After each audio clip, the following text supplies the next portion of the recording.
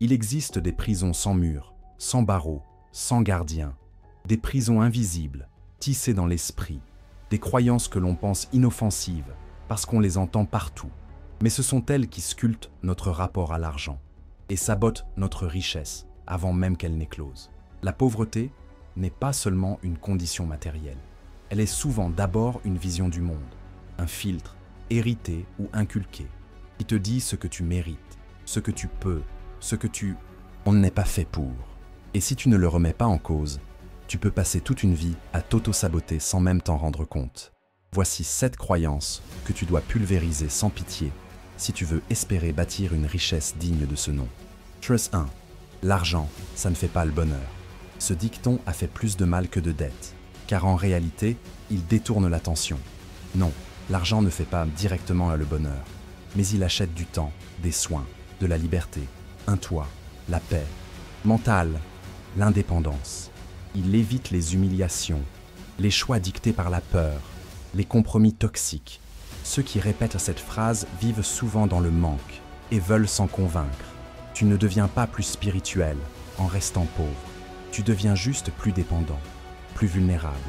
La richesse n'est pas une insulte à la vertu, c'est un amplificateur. Si tu es altruiste, tu donneras plus. Si tu es créatif, tu créeras plus. Si tu es libre, tu libéreras les autres. 2. Je ne suis pas fait pour l'argent. Tu n'es pas fait pour souffrir non plus, et pourtant tu t'y es habitué. Cette phrase est l'excuse parfaite pour ne rien remettre en cause. Elle transforme un simple inconfort temporaire en identité permanente. Tu es fait pour ce que tu décides de devenir. L'intelligence financière, ça s'apprend. L'audace, ça se cultive. La valeur, ça se développe. Il n'y a pas un gène de la richesse que certains auraient et d'autres pas. Il y a surtout des gens qui osent désobéir au schéma de pensée de leur environnement. Chaque fois que tu dis « je ne suis pas fait pour ça », demande-toi si ce n'est pas une manière élégante de fuir le travail, la remise en question ou la peur de l'échec. 3. Si je deviens riche, je vais changer. Et alors, tu es censé changer. C'est précisément le but. Évoluer, grandir, t'élever. Ce qui est tragique, ce n'est pas de changer quand on s'enrichit. C'est de rester identique quand on vit une transformation profonde. La vraie question c'est, en qui vas-tu te transformer? Si tu refuses d'évoluer parce que tu veux rester fidèle à toi-même, alors tu es prisonnier d'une version figée de toi. La richesse ne te transformera pas, elle révélera ce que tu es déjà. Si tu as peur de devenir quelqu'un d'autre, c'est peut-être que tu ne connais même pas celui ou celle que tu es réellement. 4. L'argent, ça se mérite avec des sacrifices. Encore un héritage du conditionnement moraliste. L'idée qu'il faudrait souffrir pour gagner, trimer pour être digne, s'épuiser pour mériter. Mais la richesse ne récompense pas l'effort aveugle. Elle récompense la stratégie, l'intelligence, la prise de risque, l'effet levier. Tu peux te tuer à la tâche toute ta vie sans jamais dépasser le seuil de survie. Parce que ce n'est pas la peine que tu te donnes qui compte, c'est la structure que tu construis. Celui qui comprend l'économie, le système, les dynamiques humaines, peut gagner en 1 an, ce qu'un autre ne gagnera jamais en 40. Tu n'as pas besoin de souffrir pour gagner, tu as besoin de construire pour durer. 5. Les riches sont des profiteurs. Cette croyance toxique est un poison lent. Elle t'empêche de devenir ce que tu détestes, même si tu as besoin de l'être pour t'émanciper. Tous les riches ne sont pas des salauds. Certains le sont, comme chez les pauvres. Mais beaucoup ont créé, innové, structuré, servi, assumé. Ils ont pris des risques là où d'autres ont attendu des garanties. Ils ont investi là où d'autres ont dépensé. Ils ont appris là où d'autres ont jalousé. Tant que tu vois l'argent comme un marqueur de perversion, tu vas saboter toute tentative d'en obtenir. Tu ne peux pas vouloir quelque chose et mépriser ceux qui l'ont. Ça te rend schizophrène. Et l'inconscient n'aime pas la contradiction. 6. Je ne suis pas bon en chiffres, donc je ne serai jamais riche. Erreur classique. La richesse n'est pas qu'un calcul mathématique. C'est d'abord une posture mentale. Il y a des comptables brillants ruinés et des créateurs visionnaires milliardaires. Ce n'est pas ta compétence en maths qui te rendra riche. C'est ta capacité à créer de la valeur, à fédérer, à résoudre des problèmes, à oser. Et surtout, tout s'apprend. La finance, la fiscalité, la gestion, l'investissement. Ce n'est pas un don, c'est un code. Et comme tout code, tu peux l'apprendre, même tard. Tu n'as pas besoin d'être un génie pour t'enrichir. Tu as juste besoin de devenir responsable. 7. J'ai le temps. Non, tu n'as pas le temps. Tu as un sablier. Et il fuit. Chaque jour que tu passes à repousser ton réveil financier, c'est un jour que tu offres à ceux qui ont déjà commencé. L'argent obéit à une loi d'inertie. Plus tu tardes, plus c'est dur. Plus tu commences tôt, plus ça s'accumule sans effort. Le meilleur moment pour planter un arbre, c'était il y a 20 ans. Le deuxième meilleur moment, c'est maintenant. Tu n'as pas besoin d'attendre d'être prêt. Tu as besoin de commencer en n'étant pas prêt. Parce que l'action précède toujours la transformation. Ce que tu crois t'utilise. Et tant que tu n'as pas remis en question les fondations de ta pensée, tu ne bâtiras jamais une forteresse durable. Ces 7 croyances ne sont pas des détails. Ce sont des verrous mentaux. Et chaque verrou saute quand tu décides d'assumer que l'argent ne rend pas mauvais, mais qu'il rend libre, si tu sais l'utiliser. Mais il ne suffit pas de briser des croyances. Il faut en construire, de nouvelles, plus solides. Voici les piliers mentaux que tu dois ancrer si tu veux vraiment passer de la survie à l'abondance. 1. La richesse est un levier, pas une fin. Tu ne poursuis pas l'argent pour l'argent. Tu le poursuis pour la liberté qu'il donne, pour le temps qu'il libère, pour la paix qu'il offre à tes proches, pour la capacité de dire non, pour le pouvoir de choisir. Ceux qui s'égarent dans la course au luxe perdent vite leur âme. Ceux qui comprennent que l'argent est un levier deviennent des bâtisseurs. Ils investissent dans l'impact, dans le sens, dans la transmission. Tu ne veux pas être riche, tu veux être libre. L'argent n'est que l'outil. 2. Ton passé ne détermine rien. Peu importe si tu viens d'un quartier difficile, d'une famille désunie, d'une vie de galère, ce que tu as vécu ne t'interdit pas d'aller plus haut. Au contraire, ça te forge une résilience unique. Les plus grands bâtisseurs de richesse sont rarement ceux qui ont eu tout cuit dans la bouche. Ce sont ceux qui ont connu la faim, la honte, le rejet, et qui ont décidé que leur vie méritait mieux. Ce que tu vis aujourd'hui n'est pas une condamnation. C'est une base d'envol, si tu acceptes de t'élever. 3. Tes croyances sont un choix, pas un héritage. Oui, tu as grandi dans un certain environnement. Oui, on t'a répété des phrases limitantes. Oui, on t'a peut-être moqué quand tu rêvais grand. Mais rien ne t'oblige à garder ces chaînes. Une croyance, c'est une phrase répétée, assez souvent pour devenir une vérité personnelle. Tu peux la changer, tu peux désapprendre, tu peux te reprogrammer.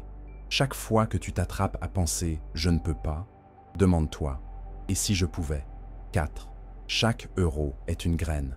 Ce que tu gagnes aujourd'hui, aussi petit soit le montant, peut devenir une fortune si tu sais le planter. Épargne, investissement, formation, levier. L'argent travaille. Il ne dort jamais. Il t'obéit si tu l'utilises avec vision. La majorité des gens pensent en consommateur. Tu dois penser en cultivateur. Chaque achat est soit un outil, soit un poison. Et chaque dépense doit répondre à une question. Est-ce que ça m'élève ou est-ce que ça m'endort? Tu peux être pauvre avec 3 000 € par mois. Et tu peux bâtir un patrimoine avec 1 200 € si tu plantes au lieu de consommer. 5. Ta valeur n'est pas ton diplôme, ni ton CV. Les écoles ne créent pas de richesse. Elles créent des cadres, des exécutants, des rouages. Ce n'est pas mal en soi, mais si tu veux être libre, tu dois penser en dehors du moule. Ta valeur vient de ta capacité à résoudre un problème, à servir un besoin, à créer un pont là où il y avait un mur. Tu es payé pour ce que tu apportes aux autres, pas pour ton titre, pas pour ton âge, pas pour ton ancienneté. Plus tu crées de valeur, plus l'argent circule. Et plus tu assumes ta singularité, plus tu t'écartes de la foule. Voilà 6. Ton entourage est un multiplicateur ou un frein. Tu ne peux pas rêver grand entouré de gens qui pensent petit. Tu ne peux pas viser l'abondance entourée de voix qui glorifient le manque. Tu dois choisir tes cercles comme on choisit son armure. Les croyances sont contagieuses. Si tu es entouré de cynisme, tu deviendras cynique. Si tu es entouré de résignés, tu deviendras résigné. Inversement, si tu t'entoures de ceux qui osent, qui bâtissent, qui investissent, tu vas t'élever sans même t'en rendre compte. Change ton environnement et tu changeras de plafond. 7. Tu ne seras jamais prêt. Tu dois commencer quand même. Attendre d'avoir toutes les réponses, c'est choisir l'immobilité. Tu apprends en marchant, tu ajustes en avançant. Tu échoues, tu corriges, tu recommences. C'est le prix de la liberté. Chaque personne qui a bâti une richesse solide a commencé avec plus de doutes que de certitudes. Mais elles ont osé, et c'est ça qui les différencie. Si tu veux devenir riche un jour, arrête de chercher la permission. Donne-la toi-même. Tu viens de briser les chaînes, les plus invisibles de ta vie. À partir de là, chaque pas, chaque choix, chaque mot compte. Sois le gardien de ton esprit, parce que c'est lui, ton véritable capital. Briser une croyance, ce n'est pas un événement, c'est un processus. Une guerre lente et méthodique contre les réflexes hérités, les injonctions silencieuses, les réflexes de survie mal calibrés. Et si tu veux vraiment devenir riche, ce n'est pas dans ton portefeuille que tu dois commencer, c'est dans ta tête. Car voici la vérité, tu vis à la hauteur de tes croyances. Elles définissent ce que tu tolères, ce que tu oses, ce que tu refuses. Et tant que ces croyances te murmurent des limitations, l'argent passera à côté de toi, même si tu travailles dur.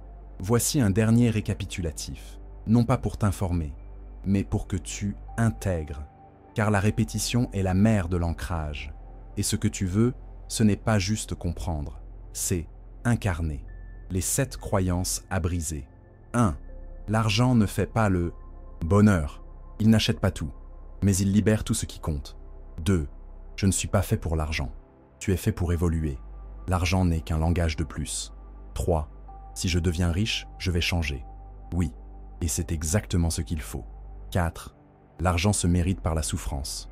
Non, il se mérite par la stratégie, la valeur, la vision. 5. Les riches sont des profiteurs. Certains, oui, mais beaucoup sont des bâtisseurs. Deviens-en un. 6. Je suis nul. En chiffres, donc je resterai pauvre. L'argent n'est pas une question de maths, c'est une question de maîtrise. 7. J'ai le temps. Non, tu n'as que ce que tu décides de commencer aujourd'hui. Les 7 nouvelles croyances à installer. 1. L'argent est un levier de liberté, pas une fin. 2. Ton passé n'a aucun pouvoir sur ton futur. 3. Ce que tu crois est un choix. Tu peux le reprogrammer. 4. Chaque euro est une graine. À toi de planter. 5. Ta valeur est dans ta capacité à créer, pas à obéir. 6. Ton entourage est soit une cage, soit une rampe. 7. Tu n'as pas besoin d'être prêt. Tu dois juste commencer. Et maintenant, tu as 2 choix. Soit tu ranges ce message dans la boîte des vidéos motivantes et tu reviens à tes réflexes d'hier. Soit tu poses une pierre, une vraie, une pierre mentale, et tu te dis que la version de toi qui bâtit une richesse digne, solide, alignée, commence maintenant. Commence petit, mais commence fort. Lis, apprends, épargne, investis, parle autrement, pense autrement, marche autrement, entoure-toi mieux, ose dire non, ose dire « je mérite », parce que tu mérites, pas parce que tu es né spécial, mais parce que tu es né responsable. Et dans le monde qui vient, ceux qui assument cette responsabilité deviennent les architectes du futur. Sois l'un d'eux. Si cette voix a réveillé quelque chose en toi, n'éteins pas la flamme, abonne-toi et nourris-la chaque jour.